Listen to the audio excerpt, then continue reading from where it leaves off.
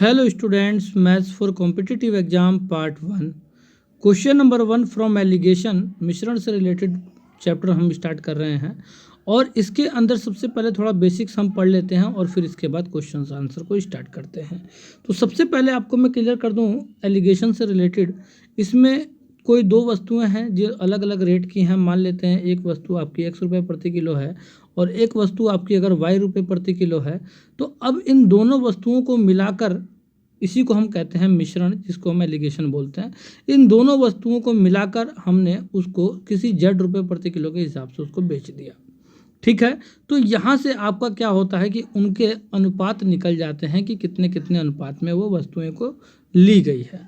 तो अगर मान लेते हैं कि अगर ₹Y किलो अगर Z से बड़ा है, ठीक है, अगर if Y is greater than Z, तो अगर Y आपका बड़ा है Z से तो यहाँ पर आपका Y माइनस Z हो जाएगा और रेशियो बन जाएगा आपका। यहाँ पे अगर मान लेते हैं कि if X is greater than Z, इसमें कोई ज़रूरी नहीं है कि आपका Y ही बड़ा होगा या X ही बड़ा होगा, इसमें जो भी बड़ा होता है उसमें से आप उसको छोटे वाले को माइनस कर देंगे। तो यहाँ पर अगर x z से बड़ा है तो यहाँ पे क्या आ जाएगा x माइनस जेड। तो यहाँ से y माइनस जेड और x माइनस जेड आपका इसका रेशियो फाइंड आउट हो गया है। यही आपका एलिगेशन का मेन फार्मूला है इनके अनुपात निकालने का। ठीक है, तो ये मिल्क का रेट था मान लेते हैं इस क्वेश्चन से रिलेटेड, और ये मान लेते हैं ये पानी का रेट था। इन दोनों को जब मान लेते हैं कि ₹Z पर किलो के हिसाब से अगर उसको बेचा जाता है तो यहाँ से इनका अनुपात निकल जाएगा मिल्क का और वाटर का। तो चलिए क्वेश्चन को सॉल्व करते हैं जिससे आपको एकदम अच्छे तरीके से क्लियर हो जाएगा। तो क्वेश्चन में आपका गिवन है कि दूध और पानी को किस अनुपात में लेकर मिलाया जाए कि प्राप्त मिश्रण को क्रय मूल्य पर बेचने से 20% का लाभ हो। तो सबसे पहले मैं आपको अगर क्लियर कर दूं तो दूध और पानी को कहता है किस अनुपात में लेकर मिलाया जाए, तो दूध आपका मिल्क हो जाएगा और पानी आपका वाटर हो जाएगा। तो हमको तो पता नहीं है कि दूध और पानी को किस अनुपात में लेकर मिलाया जाए कि उसको क्रय मूल्य पर बेचे तो 20% का लाभ हो। मान लेते हैं कि दूध जो है, मैं अपने तरीके से मान के चलता हूँ, आपकी मर्जी है, आप कितने रुपए किलो भी दूध को मान सकते हो।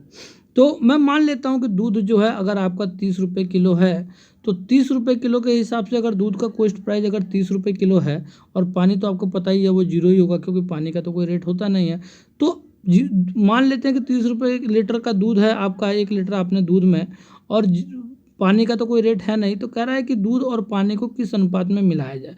तो ₹30 किलो के दूध में अगर मैं पानी मिलाता हूँ तो उसको अगर मैं ₹30 किलो ही अगर बेचूंगा, मैं आपको क्लियर कर दूं, अगर मैं उसको ₹30 किलो ही बेचूंगा तो कह रहा है कि क्रय मूल्य पर बेचने से 20% का लाभ हो रहा है। तो इसका मतलब ये हुआ कि जो 20% का लाभ हो रहा है, तो 20% जो लाभ है ना क्रय मूल्य पर, वो मैंने क्या किया है उसमें सिर्फ पानी डाला है। तो इसका मतलब ये हुआ कि अगर मैं आपको क्लियर कर दूं यहाँ से, तो अगर मान लेते हैं कि अब जो है क्रय मूल्य जो है, जो 20% का जो लाभ हुआ है वो क्रय मूल्य पर हुआ है। तो मान लेते हैं अगर उसका क्रय मूल्य अगर ₹X था, तो इस पर आपका अगर 20% का अगर लाभ हुआ है तो इसका मतलब 120/100 जो 6/5 कहलाएगा। और ये कब हो रहा है 20% का लाभ? जब उसको ₹30 किलो बेचा जा रहा है। तो यहाँ से देखो 6 पंजे 30 हो जाएगा और 5 पंजे 25 हो जाएगा। इसका मतलब ये हुआ कि जो एक्चुअल रेट है जो मिल्क का, वो क्या हुआ आपका ₹25 का है और बाकी आपका ₹5 का क्या डाला है, वाटर। तो यहाँ से अगर मैं आपको क्लियर कर दूं तो देखो यहाँ 25 में से 0 जाएगा, 25 ही बचेगा, और यहाँ 30 में से 25 जाएगा, आपका 5 बचेगा। अगर मैं इसको काटूं तो 5 पंजे 25 और 5 एकम 5, 5:1 का रेशियो आपका बन गया है, जो इसका ऑप्शन नंबर ए आंसर है।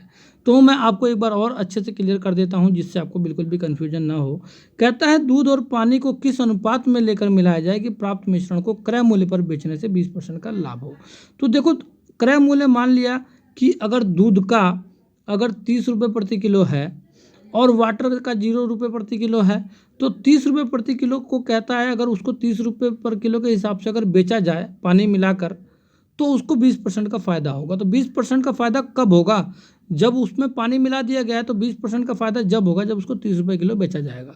तो ₹30 किलो अगर उसको बेचा जा रहा है तो 20% का फ़ायदा किस पर होगा? क्रय मूल्य पर। तो मान लेते हैं जो एक्चुअल क्रय मूल्य है पानी मिलाने के बाद दूध का, वो ₹X पर किलो है। तो अगर ₹X पर किलो है तो उस पर 20% का फ़ायदा हो रहा है। तो 20% का फ़ायदा जब हो रहा है जब उसको ₹30 में हम बेच रहे हैं। तो इसका जो एक्चुअल प्राइस है दूध का, वो ₹25 पर किलो के हिसाब से, ₹25 का मतलब इसमें दूध है, उम्मीद करता हूँ बात आपके समझ में आ रही होगी। इसमें 1 किलो दूध नहीं है, ये 25 रुपये का दूध है और बाकी जो 5 रुपये का जो दूध था उसकी जगह पे 5 रुपये का क्या है, पानी है। इसका मतलब ये हुआ कि आपका यहाँ से अगर मैं इसका रेशो मैं बनाऊँ 25 और 5 का, तो 5:1 का रेशो आ गया, जो इसका ऑप्शन नंबर ए आंसर है। उम्मीद करता हूँ मेरा पढ़ाया हुआ आपको एकदम अच्छे तरीके से समझ में आ गया होगा।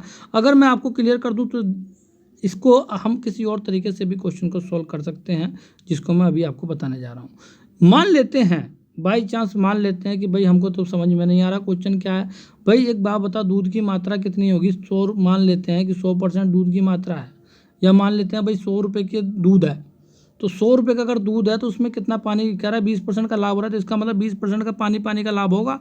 भाई जब कॉस्ट प्राइस पर ही क्रय मूल्य दूध का जो भी है उसी में ही हम उसको बेच रहे हैं, तो फिर लाभ किस बात का? नहीं है लाभ। तो इसका मतलब 20% क्या है, जब लाभ हो रहा है वो पानी है, तो 100 पर 20 का क्या हो रहा है, आपका लाभ हो रहा है। तो इसका मतलब ये हुआ कि यहाँ पर अगर मैं क्लियर कर दूँ तो ये हो जाएगा 20×5 100 और 20 से कम 20, तो 5:1 का रेशो बन जाएगा, जो इसका ऑप्शन नंबर ए आंसर है। उम्मीद करता हूँ मेरा पढ़ाया हुआ आप लोगों को काफ़ी अच्छे तरीके से समझ में आया होगा। अगर मेरा पढ़ाया हुआ आपको अच्छा लगे तो ज़रूर हमारे चैनल को सब्सक्राइब कीजिएगा, साथ ही साथ एक लाइक जरूर हिट कीजिएगा। और अगर आपको कोई भी प्रॉब्लम इससे रिलेटेड अगर आपको होती है जो आपके समझ में नहीं आता हो, तो ज़रूर कमेंट करके मुझे बताइएगा, उसको क्लियर कराया जाएगा। चलिए नेक्स्ट क्वेश्चन को सॉल्व करते हैं और देखते हैं आंसर क्या आता है। नेक्स्ट क्वेश्चन में कहता है कि एक बर्तन में दूध और पानी क्रमशः 3:2 के अनुपात में है तथा दूसरे बर्तन में यह अनुपात 2:5 के अनुपात में है। दोनों बर्तन के मिश्रणों को किस अनुपात में लेकर मिलाया जाए कि उसमें दूध और पानी क्रमशः 2:3 के अनुपात में हो। तो सबसे पहले क्या कहता है, जो पहला जो बर्तन है उसमें दूध और पानी का अनुपात दिया है और दूसरे में भी यही अनुपात दिया हुआ है दूध और पानी का, और दोनों के मिश्रणों को किस अनुपात में लेकर मिलाया जाए कि उसमें दूध और पानी 2:3 के अनुपात में हो। तो मान लेते हैं कि पहले जो बर्तन है उसमें जो दूध का अनुपात होगा वो आपका दूध का जो अनुपात है वो 3 का है, अब बटे में दोनों का सम, तो यहाँ से ये दूध का अनुपात आपका कहलाएगा। उम्मीद करता हूँ आपके बात समझ में आई होगी। थोड़ी बहुत भी अगर आप लोगों ने मिश्रण अगर आपने पढ़ा होगा तो आपके बात समझ में आ गई होगी कि दूध का जो अनुपात है और पानी का अनुपात है 3:2 का है, तो दूध का जो अनुपात है वो 3 का है और बटे में दोनों का सम, मतलब ये आपका एक्चुअल टोटल 5 हिस्से में से 3 का हिस्सा दूध का अनुपात निकल चुका है। अब क्या कहता है, अगर पहले बर्तन से मैंने दूध का अनुपात ले लिया और दूसरे बर्तन की अगर मैं बात करूं तो दूसरे में 2 का हिस्सा दूध का है टोटल में, तो 2 का हिस्सा दूध का है बटे में टोटल कितना हो जाएगा 5 2 7, तो यहाँ से भी मैंने दूध का अनुपात ले लिया। ठीक है, तो पहले बर्तन से दूध ले लिया, दूसरे बर्तन से मैंने दूध ले लिया, तो कह रहा है दोनों बर्तन के मिश्रण को किस अनुपात में लेकर मिलाया जाए कि दूध और पानी क्रमशः 2:3 के अनुपात में हो। तो देखो मैं आपको क्लियर कर दूँ, तो यहाँ से मैं क्या करूँगा कि 2:3 का अनुपात कह रहा है, तो यहाँ पे मैं क्या करूँगा, दूध का अनुपात यहाँ पे है 2 बटे दोनों का सम 5, 2 और 3 5, तो यहाँ से आपका एलिगेशन का यूज करेंगे हम, जिससे कि हमको वो अनुपात निकल जाएगा जब वो पूछ रहा है कि दोनों बर्तनों को किस अनुपात में लेकर मिलाया जाए, कि दोनों बर्तन के मिश्रणों को किस अनुपात में लेकर मिलाया जाए कि उसमें दूध और पानी 2:3 के अनुपात में हो। तो 2:3 का अनुपात मतलब यही हुआ कि मैंने दूध का अनुपात पहले बर्तन से ले लिया, दूसरे से ले लिया और दोनों को मिला दिया, तो ये जो बता रहा है कि किस अनुपात में लेकर मिलाया जाए वो हमारा फाइंड आउट हो जाएगा। अगर मैंने 2/5 यहाँ से भी मैंने दूध का रेशो ले लिया, तो यहाँ से अगर मैं क्लियर कर दूँ तो मैंने आपको अभी बताया था एलिगेशन में क्या होता है। आपको पहले इसकी इससे करते हैं तो यहाँ लिखते हैं और इसकी इससे करेंगे तो यहाँ लिखेंगे। तो पहले चेक कर लेते हैं, खुद ही हमको चेक करना पड़ता है कौन सी वैल्यू बड़ी है। तो आपको पता होगा 2/5 और 2/7 में जिसकी वैल्यू आपकी नीचे वाली जितनी छोटी होती है, डिनोमिनेटर में वैल्यू जितनी छोटी होती है वो वैल्यू जो है उतनी बड़ी होती है। तो कहने का मतलब ये हुआ कि देखो यहाँ पे आपका 2/5 जो है आपका बड़ा है, तो ये हो जाएगा आपका हम वैसे तो हमको तो इसमें क्या कहते हैं मल्टीप्लाई ही करना है, तो ये हो जाएगा आपका इसकी इससे अगर मैं मल्टीप्लाई कर दूं, इसमें से माइनस करना है, तो ये हो जाएगा आपका 2/5 माइनस 2/7, तो आपका 7 दूनी 14 माइनस 5 दूनी 10, तो आपका 4 बटे हो जाएगा 7 पंजे 35, तो 4/35 आपका आ जाएगा। उम्मीद करता हूँ आप लोगों को जो है एलसीएम लेना आता होगा। ठीक है, अगर मैं इसकी बात करूँ तो यहाँ 3/5 और 2/5 में जिसका न्यूमरेटर बड़ा होता है वो बड़ा कहलाता है। तो यहाँ पे क्या है कि इसका न्यूमरेटर 3/5 बड़ा है, इसका मतलब 3/5 माइनस 2/5 होगा। तो अगर मैं आपको क्लियर कर दूं तो यहाँ से आपका क्या हो जाएगा, क्लियर पता चल रहा होगा कि आपका डिनोमिनेटर तो दोनों का सेम है, तो आपका 1/5 आ जाएगा यहाँ से। तो आपका जो रेशियो एक्चुअल में आया है वो आया है आपका 4/35 का, और रेशियो आपका आया है 1/5 का। तो यहाँ से अगर मैं आपको क्लियर कर दूँ तो नीचे वाली वैल्यू आपस में कट जाती है, तो 5 एकम 5 और 5 सत्ते 35। तो 4/7 को 4/7 जो है आपका उधर चला जाएगा, तो 4/7 का रेशियो आ जाएगा, जो इसका ऑप्शन नंबर सी आंसर है।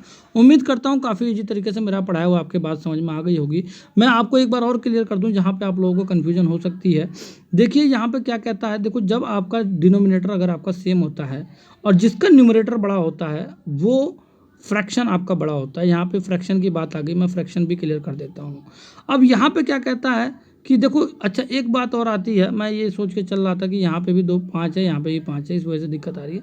जब हमको डिनोमिनेटर के बारे में जब इक्वल का हमें पता नहीं है, जब हमको डिनोमिनेटर के बारे में इक्वल का पता नहीं है, तो अब हमको ये चेक करना है कि डिनोमिनेटर किसका छोटा है। तो जिसका डिनोमिनेटर छोटा, क्योंकि न्यूमरेटर हमारा क्या है, न्यूमरेटर हमारा बराबर है, तो न्यूमरेटर अगर बराबर है तो जिसका डिनोमिनेटर छोटा होगा वो वैल्यू बड़ी होगी। देखो कैसे, 5 चौक अगर मैं पॉइंट ले लूँ तो 0 हो जाएगा। अब 5 चौक क्या हो जाएगा आपका 20, 4 आ जाएगा, यहाँ से पॉइंट 4 हो जाएगा। अगर मैं यहाँ बात करूँ तो पॉइंट लगा दूंगा, 0 हो जाएगा, और ये हो जाएगा 7 या 21, तो ये मतलब लगभग 3 है। तो पॉइंट 3 से बड़ा होता है पॉइंट 4। इसका मतलब ये हुआ कि आपको इसके बारे में भी नॉलेज मिल गई। तो उम्मीद करता हूँ मेरा पढ़ाया हुआ आपके बात समझ में आ रही होगी। फ्रैक्शन से रिलेटेड मैंने जो है, अगर आपको कोई प्रॉब्लम होती है तो पूरा नंबर सिस्टम का मैंने चैप्टर पढ़ा रखा है, वहाँ पे काफ़ी अच्छे तरीके से मैंने फ्रैक्शन को समझा रखा है, हर एक बातों को एकदम अच्छे तरीके से आप वहाँ से भी पढ़ सकते हो। चलिए नेक्स्ट क्वेश्चन को सॉल्व करते हैं और देखते हैं आंसर क्या आता है। नेक्स्ट क्वेश्चन में कहता है, नेक्स्ट पार्ट में दिया है कि दो अलग अलग शराब में अल्कोहल की मात्रा 42% तथा 12% है, उन्हें किस अनुपात में लेकर मिलाया जाए कि प्राप्त मिश्रण में अल्कोहल 30% हो। तो चलिए इसको एलिगेशन का यूज करते हैं और सोल्व करते हैं, देखते हैं इसका आंसर क्या आता है। तो दो अलग अलग शराब में कहता है अल्कोहल की मात्रा, पहले वाले अगर शराब है उसमें मान लेते हैं कि 42% अगर आपका अल्कोहल है, और दूसरे वाले शराब में अगर 12% अल्कोहल है, तो कह रहा है उन्हें किस अनुपात में लेकर मिलाया जाए कि जो मिश्रण जो आपका मिलेगा उसमें 30% का अल्कोहल हो। तो यहाँ से 30% का अल्कोहल मिश्रण वाला हो जाएगा। अगर मैं इनका एलिगेशन लूँ तो वो अनुपात निकल जाएगा जो ये पूछ रहा है। तो यहाँ पे क्या होगा, पहले चेक करते हैं कौन बड़ा है। आपका 30 में से 12 माइनस हो जाएगा, 30 बड़ा है, तो 30 में से अगर आपका 12 माइनस हो जाएगा तो ये हो जाएगा आपका 18, और यहाँ पर रेशियो आपका हो जाएगा 42 में से अगर आपका 30 कम माइनस हो जाएगा तो आपका आ जाएगा 12। तो देखो 6 3 18 और 6 दूनी 12 है, तो यहाँ से 3:2 का रेशियो बन चुका है, जो इसका ऑप्शन नंबर बी आंसर है। उम्मीद करता हूँ मेरा पढ़ाया हुआ आपकी बात समझ में आई होगी। एक बार मैं आपको और क्लियर कर दूँ कि जो कह रहा है कि जो पहली जो शराब है उसमें 42% अल्कोहल है और दूसरे में शराब में जो है 12% अल्कोहल है, तो कह रहा है किस अनुपात में मिलाया जाए कि अल्कोहल 30% हो। तो 42% अल्कोहल का जो है 3 का अनुपात में मिलाना पड़ेगा और 12% अल्कोहल को 2 के अनुपात में मिलाना पड़ेगा। तो क्या होगा, आपका वो अनुपात निकल जाएगा जिसमें 30% अल्कोहल होगा। उम्मीद करता हूँ मेरा पढ़ाया हुआ आपकी बात समझ में आई होगी। नेक्स्ट क्वेश्चन को चलते हैं, सोल्व करते हैं और देखते हैं आंसर क्या आता है। नेक्स्ट क्वेश्चन में कहता है, एक दुकानदार 2 प्रकार की चाय 80 रुपये तथा 110 रुपये प्रति किलोग्राम की दर से खरीदता है तथा उसे मिलाकर 99 रुपये प्रति किलोग्राम की दर से बेचकर 10% का लाभ कमाता है। यदि कुल मिश्रण 150 किलोग्राम हो तो पहले प्रकार की चाय की मात्रा क्या है। काफ़ी इंपॉर्टेंट क्वेश्चन है ये, ध्यान देना, इस टाइप के क्वेश्चन आ जाते हैं पेपर में। तो सबसे पहले कहता क्या है कि एक दुकानदार 2 प्रकार की चाय 80 रुपये तथा 110 रुपये प्रति किलो की दर से खरीदता है। तो पहले का जो कॉस्ट है वो तो 80 रुपये किलो का है और दूसरे का जो कॉस्ट है वो 110 रुपये किलो का कॉस्ट है, ठीक है।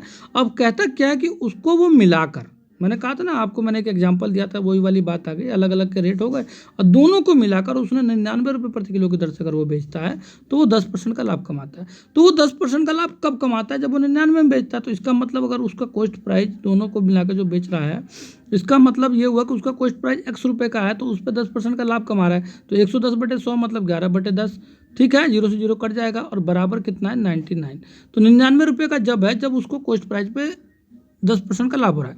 तो कॉस्ट प्राइस मान लिया 100 रुपये का है, तो उस पर अगर 10% का लाभ हो रहा है तो वो 99 रुपये में बेच रहा है, तो ये बराबर हो जाएगा आपके। तो यहाँ से अगर मैं बात करूँ तो 11 × 99 हो जाएगा और यहाँ से 10 की गुणा हो जाएगी तो 9 × 10 = 90 हो जाएगा। इसका मतलब ये हुआ एक्चुअल जो रेट है उस मिक्सचर का वो 90 रुपये पर किलो है। तो उस एक्चुअल रेट को हमको यहाँ पर राइट डाउन करना है और इसके बाद हमको इनका एलिगेशन लगाना है। ध्यान रखना कि आपको डायरेक्ट 99 रुपये प्रति किलो यहाँ पे पुट नहीं करना है। क्यों? क्योंकि वो 10% का लाभ कमा रहा है कॉस्ट प्राइस पे, तो आपको कॉस्ट प्राइस यहाँ पे रहना बहुत जरूरी है। तो यहाँ पे क्या हो जाएगा, आपका 110 में से अगर 90 माइनस होता है तो यहाँ बचेगा 20, और यहाँ पे आपका 90 में से 80 माइनस होता है तो यहाँ बचेगा आपका 10। तो यहाँ 0 से 0 कट जाएगा और आपका 2:1 का रेशो आ जाएगा। इसका मतलब ये हुआ कि जो 80 रुपये किलो की जो चाय है, ठीक है, वो 2 के अनुपात में है और 110 रुपये किलो की चाय है वो 1 के अनुपात में है। तो कहता क्या है, यदि कुल मिश्रण अगर 150 किलोग्राम हो तो पहले प्रकार की चाय कितनी है।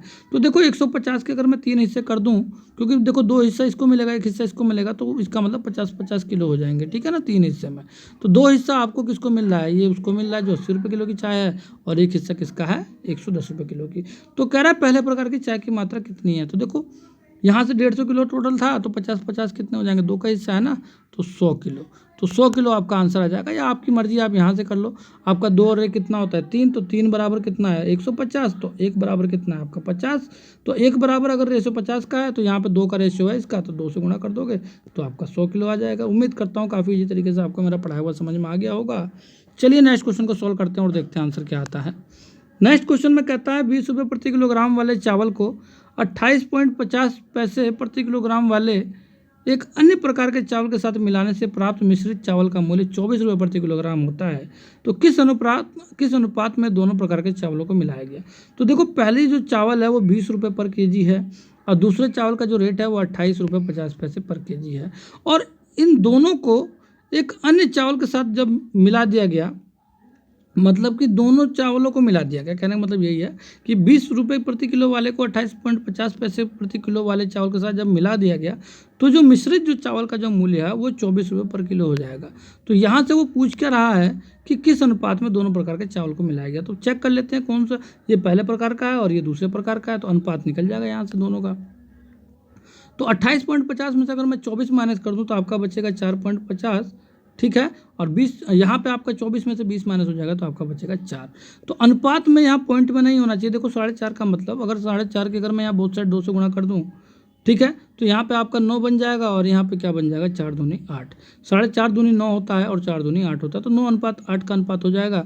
कहने का मतलब ये हुआ कि पहले प्रकार का 9 अनुपात होना चाहिए चावल और दूसरे का 8 अनुपात में लेना चाहिए। तो कह रहा है कि किस अनुपात में दोनों प्रकार के चावल को मिलाया जा रहा है, तो इसका ऑप्शन नंबर जो है ए आंसर हो जाएगा 9:8 का। उम्मीद करता हूँ काफ़ी इजी तरीके से मेरा पढ़ाया हुआ आप लोगों को समझ में आया होगा। Okay students, bye.